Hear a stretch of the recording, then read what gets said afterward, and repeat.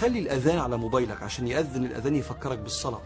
سخر الموبايل لأهدافك الكبيرة. حط عليه أذكار الصباح والمساء عشان لو بتنسى تاخد معاك الورقة على تليفونك اللي انت مش بتنساه. حط عليه المصحف عشان وانت راكب في المواصلات تقرأ وتخلص وردك. خلي أذكار النوم في أوضتك بحيث ان انت قبل ما تنام على طهارة وعلى ذكر. حط سبحة في عربيتك عشان وانت في الزحمة تعرف تسبح ربنا سبحانه وتعالى وتفكر نفسك بدعاء الركوب. خلي عندك في العربية سيديهات مسموعة علشان تتعلم باستمرار انت.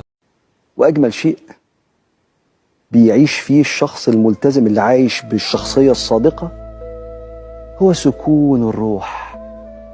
أصل الروح دي بإيد ربنا بس، لا حاجة بتتاكل ولا بتتشرب ولا بتتلبس ولا خروجة ولا قرش ولا أي حاجة.